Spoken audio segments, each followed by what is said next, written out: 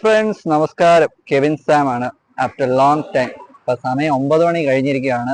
ചൂടെന്ന് പറഞ്ഞാൽ ഒരു 35-40 ഡിഗ്രിയോളം ഏകദേശം ചൂടുണ്ട്. വേർത്ത് കുളിക്കുകയാണ്. അപ്പൊ ഇന്ന് നമ്മുടെ ഡ്രാഗൺ മാർട്ട് വരെ ഒന്ന് പോവാണ്. മറ്റേന്നല്ല, കൽക്കി എന്ന് പറഞ്ഞ സിനിമ കാണാൻ വേണ്ടി. കഴിഞ്ഞ പ്രാവശ്യം സാറ സെന്ററിലായിരുന്നു നമ്മുടെ ആടുജീവിതം കണ്ട്, നോവ തിയേറ്റർ. നിങ്ങൾക്ക് അറിയാൻ തോന്നുന്നു, അതിന്റെ വീഡിയോ കണ്ടിട്ടുള്ളവർക്ക് അറിയാം. പിന്നെയുള്ള ബഹാറ സെന്ററിൽ കണ്ടു. ഏതാ ബഡമിയാൻ ചോട്ടാമിയാൻ, ഏറ്റവും കൂറ സിനിമ കണ്ടെന്ന് മാത്രമല്ല, അതിൻ്റെ അവിടെ ഒരു കൂറ തിയേറ്റർ വരുന്നു. പക്ഷെ കുഴപ്പമില്ലായിരുന്നു. ഏതായാലും ഇതൊക്കെ അന്ന് ആസ്വദിച്ചു. ഇപ്പൊ ഏതായാലും നോവ തിയേറ്ററിൽ തന്നെ പോവാണ്. മറ്റേ കൽക്കി, അമിതാഭ് ബച്ചനും പ്രഭാസും ഒക്കെ ആയിട്ടുള്ള സിനിമ. കഴിഞ്ഞ ആഴ്ച പോകണമെന്ന് ഓർത്താ, പക്ഷെ പിന്നെ ഒരുപാട് മൂടൊന്നും കിട്ടിയില്ല. ഇപ്പോഴേ എല്ലാം ഓണായിട്ട്. അപ്പം ലെറ്റ്സ് ഗോ. ഇവിടുന്ന് ബസ് സ്റ്റേഷൻ വരെ ഒരു 3.5 കിലോമീറ്റർ നടപ്പുണ്ട്. പിന്നെ നടന്നു നോക്കാം. പകുതിക്ക് വഴിക്ക് വെച്ച് ക്ഷീണിക്കുകയാണെങ്കിൽ ഒരു ഓട്ടോ പിടിക്കാം, അല്ല ടാക്സി പിടിക്കാം. ഓട്ടോറിക്ഷ നാട്ടിലല്ലേ, ടാക്സി പിടിക്കാം. Okay, so let's go. ഇത് നമ്മുടെ ആസ്റ്റക്ലൈൻ ഷാർജ അബുഷഗറയിലുള്ള. ഇവിടെ പനി പിടിച്ച മലയാളികൾ മാത്രമല്ല, ആരും പനി പിടിച്ചാൽ ഓടിയെത്തുന്ന സ്ഥലമാണ് ആസ്റ്റർ. വലിയ ചിലവൊന്നുമില്ല കേട്ടോ, പക്ഷേ കയ്യിൽ മെഡിക്കൽ കാർഡ് ഉണ്ടാവണമെന്ന് മാത്രം. ഇല്ലെങ്കിൽ കയ്യിലിരിക്കുന്ന രൂപ എവിടെ പോയെന്ന് പറഞ്ഞാൽ മതി. പക്ഷേ ഇപ്പോൾ ഈ ചൂടുകാലം ആയതുകൊണ്ട് ഓടിയെത്തുക. പനി പിടിച്ചാൽ തന്നെ ചികിത്സിക്കാൻ നോക്കുന്നത്, ക്ലിനിക്കിൽ വരിക, ചികിത്സിച്ച് ഭേദമാക്കുക. അങ്ങനെ സുഹൃത്തുക്കളെ, കുറച്ച് നടന്നിട്ട് അങ്ങനെ കിങ് ഫൈസൽ റോഡിൽ അങ്ങനെ എത്തിയിരിക്കുകയാണ്. അതിന്റെ ഇടയ്ക്കിലൊന്നും വീഡിയോസും കാര്യങ്ങളൊന്നും എടുക്കാത്ത കാരണം പ്രത്യേകിച്ച് കാണാനൊന്നും ഇല്ല. പിന്നെ കിങ് ഫൈസൽ റോഡ് എന്ന് പറഞ്ഞാൽ ഇവിടെ പിന്നെ നെക്സ്റ്റ് ഹൈപ്പർ മാർക്കറ്റ് നേരെ ഉണ്ട്. പിന്നെ അതുപോലെ ലൂലു ഉണ്ട്. ലൂലു എന്ന് പറഞ്ഞാൽ ലൂലു മാള് പോലൊന്നും അല്ല, ഒരു സാധാരണ ഒരു ലൂലു, അത്ര നമ്മളവിടെ പോകാറൊന്നുമില്ല. അതാ ഇവിടെ താമസിക്കുകയാണെന്ന് പറഞ്ഞാല്. അപ്പൊ ഏതായാലും നടന്നു തുടങ്ങാം. ഇനി കുറെ നടക്കാനുണ്ട്, നോക്കട്ടെ. 10-15-20 ദറം കൊടുക്കണം ടാക്സി കയറി. നാട്ടിലെ 300 രൂപ. അയ്യോ, കൊടുക്കാൻ താല്പര്യം ഇല്ലാത്തതുകൊണ്ടാണ് മക്കളെ നടക്കുന്നത്. So let's see and walk. ഇത് നമ്മുടെ യു എക്കാരുടെ സ്വന്തം നെസ്റ്റോ ഹൈപ്പർ മാർക്കറ്റ്. നമ്മുടെ ലുലു മാൾ എന്നൊക്കെ പറഞ്ഞില്ലേ, നമ്മുടെ കൊച്ചിയിൽ, അതുപോലെ തന്നെയാണ് നെസ്റ്റോ ഹൈപ്പർ മാർക്കറ്റ്. ഇവിടെ ലുലു അപ്പുറത്ത് ഓപ്പോസിറ്റ് ഉണ്ട്, പക്ഷേ ഇവിടെ അധികം പേരൊന്നും പോകാറില്ല, കാരണം ചെറിയ ലുലു. ഇവിടെ നെസ്റ്റോ ആണ് king. King of Bollywood SRK ആണെങ്കിൽ ഇവിടെ നെസ്റ്റോ ആണ് ഷാർജയിൽ. അപ്പം നെസ്റ്റോ ഹൈപ്പർ മാർക്കറ്റിൻ്റെ ഉള്ളിൽ ഇപ്പം കയറാൻ ഇപ്പോൾ സമയമില്ല. ഏതായാലും നടന്നിപ്പം ബസ് സ്റ്റേഷനിലെത്തണം. നടന്ന് നടന്ന് നടന്ന്. പിന്നെ വേറൊരു കാര്യം എന്ന് വെച്ചാൽ, ഇവിടെ അവിടെ സിഗ്നൽ ഗ്രീൻ ആണെങ്കിൽ മാത്രമേ റോഡ് ക്രോസ് ചെയ്യാവൂ, ഇല്ലെങ്കിൽ എപ്പോൾ ഇടി കിട്ടിയെന്ന് പറഞ്ഞാൽ മതി. പിന്നെ മാത്രമല്ല, പെനാൽറ്റിയും കിട്ടും. രൂപയില്ലെങ്കിൽ പിന്നെ നല്ല കോമഡി ആയിരിക്കും. അപ്പോൾ അതുകൊണ്ട് ഈ റൂൾസ് ആൻഡ് റെഗുലേഷൻ ഫോളോ ചെയ്യുന്ന കാര്യം മറക്കരുത്. ഓക്കെ.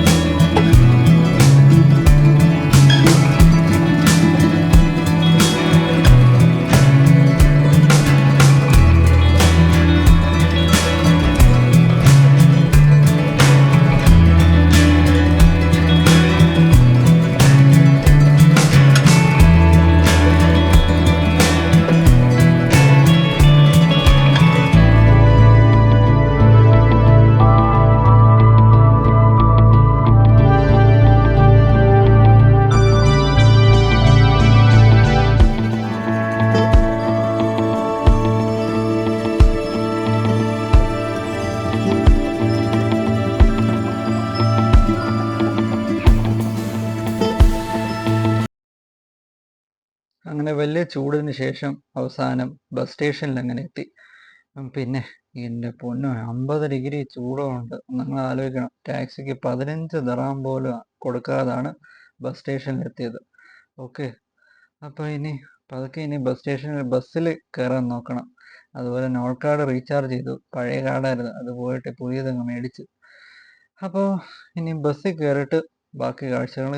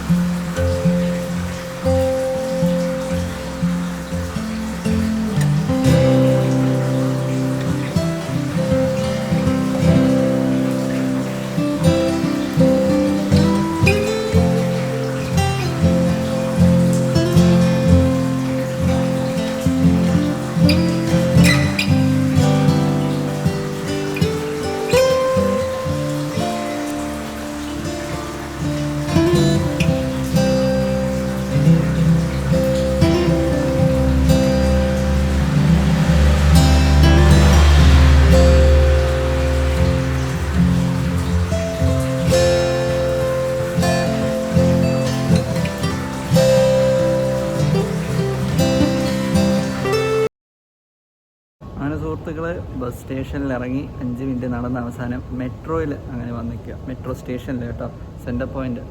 അങ്ങനെ ഇനി നല്ല ചൂടായിരുന്നു വെളിയിൽ, അയ്യോ സഹിക്കാനേ പറ്റുന്നില്ല. പക്ഷെ ചൂട് കഴിഞ്ഞിട്ട് ഏതായാലും അകത്ത് കയറി മെട്രോ സ്റ്റേഷനിൽ. നല്ല തണുപ്പുണ്ട്, അതുകൊണ്ടൊരു മനസ്സമാധാനമുണ്ട്. അപ്പോൾ ഇപ്പോൾ ഞാൻ മെട്രോയ്ക്ക് വേണ്ടി വെയിറ്റ് ചെയ്യുകയാണ്. മെട്രോയിന് കുറച്ച് കഴിയുമ്പോൾ വരുമായിരിക്കും, എപ്പോൾ വരുമെന്ന് നോക്കാം. ഏതായാലും ഇനി ഞാൻ നോവ തിയേറ്ററിൽ എത്തിയിട്ട് ബാക്കി വീഡിയോ ഇടാം. ഇവിടെ ഇനി അങ്ങോട്ടുള്ളതിനകത്ത് ഫോട്ടോഗ്രാഫിന് വീഡിയോ ഒന്നും എടുക്കാൻ പാടില്ല, അനൗൺസ്മെൻറ്റ് വരുന്നത്. അപ്പോൾ വീഡിയോ എടുക്കാനൊന്നും പാടില്ല, അറിയാമല്ലോ. കൊച്ചി മെട്രോയും പിന്നെ ചെന്നൈ മെട്രോ ഒക്കെ അത് തന്നെയാണ്. ഓക്കെ, സോ നോവ. സുഹൃത്തുക്കളെ, അങ്ങനെ മെട്രോയിലൊക്കെ കയറി, അങ്ങനെ ബസ്സിലും കയറി. 310 എന്ന് പറഞ്ഞ ബസ്സിലാണ് കയറിയത്. ബസ്സിൽ കയറി അങ്ങനെ അവസാനം നോവ തിയേറ്ററിൽ എത്തിക്കുകയാണ്. ഡ്രാഗൺ മാർക്ക് നോവ തിയേറ്ററിൽ എത്തിയിരിക്കുകയാണ്. ഇനി വഴി കണ്ടുപിടിക്കുന്നതാണ് ഏറ്റവും ബുദ്ധിമുട്ട്. ഏതായാലും ഇനി തപ്പിയെടുക്കണം. സോ ഇനി നോവ തിയേറ്ററിൻ്റെ മുന്നേ എത്തിയതിന് ശേഷം ഞാൻ പറയാം. അയ്യോ, ഒരു ചൂടിനും നടപ്പിനും ഓട്ടത്തിനും ശേഷം അങ്ങനെ നോവ സിനിമാസിൽ എത്തിയിരിക്കുകയാണ് സുഹൃത്തുക്കളെ. As you can see behind, മൊട്ടത്തടിയല്ല ഞാൻ പറഞ്ഞു, നോവ തിയേറ്ററാണ് പറഞ്ഞത്. അയ്യോ, ഇനി സിനിമ കണ്ട് 12 മണിയായി. ഇവിടുത്തെ നാട്ടിലെ സമയം 1:30. അപ്പോൾ 1:30 ആയ സ്ഥിതിക്ക് ഞാൻ ആദ്യം സിനിമ കാണട്ടെ. സിനിമ കണ്ടതിന് ശേഷം അഭിപ്രായം എൻ്റെ രീതിക്ക് അനുസരിച്ച് പറയാം. ഓക്കെ, ഫസ്റ്റ് ഹാഫ് സെക്കൻഡ് ഹാഫൊക്കെ എന്തൊക്കെയാണെന്ന് പറയുന്നു, പക്ഷേ എനിക്ക് കണ്ടാൽ മാത്രമേ എനിക്ക് ബോധ്യപ്പെടുത്തുള്ളൂ. So let's see. സുഹൃത്തുക്കളെ, അങ്ങനെ സിനിമയൊക്കെ കണ്ട് അങ്ങനെ വെളിയിലങ്ങ് ഇറങ്ങി. അവിടെ നിന്ന് റിവ്യൂ എടുക്കാമെന്ന് ഓർത്തപ്പോൾ ഉണ്ട് മൊത്തം ആളുകളും തിരക്കുകളും. അപ്പം ഞാനിത് കുറച്ച് മാറിയിരുന്ന് സമാധാനമായിട്ടൊരു സ്ഥലത്തിരുന്ന് റിവ്യൂ എടുക്കാമെന്ന്.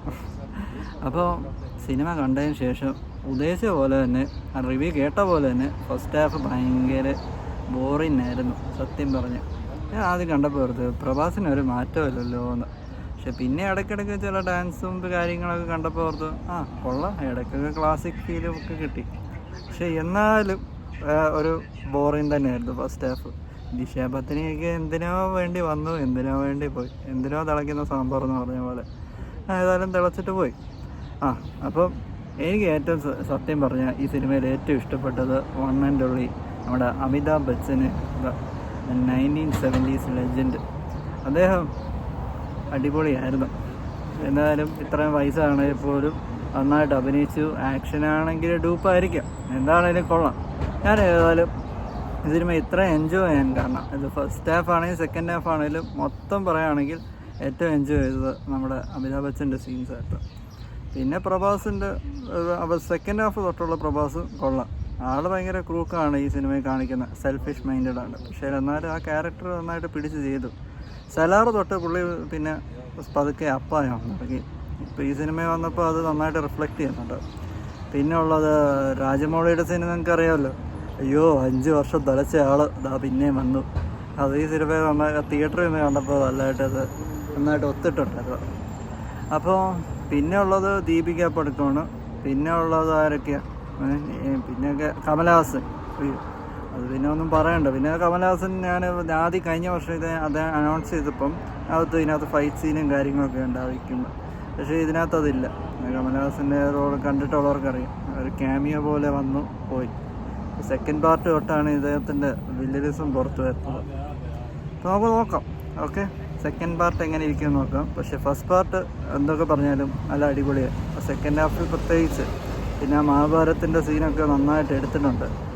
ഈ ആദിപുരുഷൻ കണ്ടിട്ടുള്ളവർക്ക് ഇത് കാണുമ്പോൾ ഒരു മെഡിസിൻ തന്നെ ആയിരിക്കും, ഒരു നല്ല മരുന്നായിരിക്കും. മറ്റേത് കാണുമ്പോൾ അയ്യോ വൂണ്ടഡായിരിക്കും. തിയേറ്ററിൽ കണ്ടവരുടെ അവസ്ഥ എനിക്ക് പ്രതീക്ഷിക്കും, മനസ്സിലാവും. ഞാൻ തിയേറ്ററിൽ കണ്ടില്ല ഉള്ള കാര്യം പറഞ്ഞ്. കാരണം ഈ ട്രെയിലർ ഇറങ്ങിയപ്പോഴേ ഒരു കൊച്ചി ടിവിയിലെ ഒരു കാർട്ടൂൺ പോലെയാണ് എനിക്ക് പേഴ്സണലി ഫീൽ ചെയ്തത്. അതുകൊണ്ട് ഞാൻ കണ്ടില്ല. ജൂണിലൊക്കെ പോസ്റ്റ്പോൺ ചെയ്തു. ജാനുവരി 2023 ഇറങ്ങേണ്ട സിനിമ 23 ജൂൺ ആയപ്പോഴേ ഇറങ്ങിയത്. എന്നാലും എന്താ വല്ല മാറ്റമുണ്ടോ? ഒരു മാറ്റവും ഇല്ല. ഇറങ്ങി പോയി. ഒരു സീറ്റ് ഹനുമാന് ഒഴിക്കണമെന്ന് ഡയറക്ടർ പറഞ്ഞു, പക്ഷേ മുഴുവൻ സീറ്റ് ജനങ്ങളാണ് കൊടുത്തു. നല്ല മനസ്സുള്ള ജനങ്ങളല്ലേ. ഏതായാലും ഇവിടെ അത്ര ആളൊന്നുമില്ല. ഇവിടെ UAE എന്ന് പറഞ്ഞാൽ എല്ലാവരും OTT വരാൻ കാത്തിരിക്കുന്നവർ ഇവിടെ പലരും. കാരണം ഇവിടെയൊക്കെ ടിക്കറ്റ് കൊടുക്കുമ്പോഴത്തേക്ക് നാട്ടിൽ 350-500 രൂപ കൊടുക്കണം. അതുകൊണ്ട് പിന്നെ ആൾക്കാർ ഓർത്ത് കാണാതിരിക്കും. എന്നാൽ വീട്ടിൽ ഇരുന്ന് കാണാം, OTT ഫ്രീ ആയിട്ട് ഇരുന്ന് കാണാമെന്ന്. അപ്പോൾ ഞാനേതായാലും തിയേറ്ററിൽ വന്നു. ഇവിടെ നോവ തിയേറ്ററിലാണ് വന്നത്. പക്ഷേ ഇവിടുത്തെ നോവ വലിയ കുഴപ്പമില്ല, പക്ഷെ എന്നാലും നല്ല സുഖമൊന്നുമില്ല നമുക്ക്. എന്നാലും അവിടെ നാട്ടിലെ PVR കിട്ടുന്ന ആ ഒരു ഫീലൊന്നും ഇവിടെ ഇല്ല സത്യം പറയാം. പിന്നെ വെളിയിൽ നിന്ന് പപ്കോണും ചിക്കൻ ബിരിയാണിയും ഒന്നും കഴിച്ചില്ല, പക്ഷേ എന്നാലും എന്താ പറയുക, ഇവിടുത്തെ കഴിക്കാതിരിക്കുന്നതാണ് നല്ലത്. എന്തിനാ വെറുതെ സ്പെൻഡ് ചെയ്ത് പൈസ കളയുന്നത്.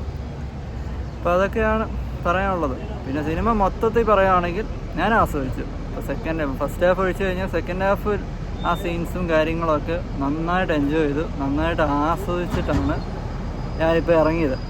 കാരണം ഇന്നലെ ആകെ നമുക്കൊരു കിട്ടുന്ന ഒരു അവധി, ജോലിയിൽ നിന്ന് കിട്ടുന്ന ഒരു അവധി എന്ന് പറഞ്ഞാൽ ഞായറാഴ്ച ദിവസം ഏതിന് കൂതറപ്പടം അല്ല ഈ ബഡമിയാൻ ടൂർ പടം കണ്ടു കഴിഞ്ഞാൽ അയ്യോ ഭയങ്കര കഷ്ടമാണ്.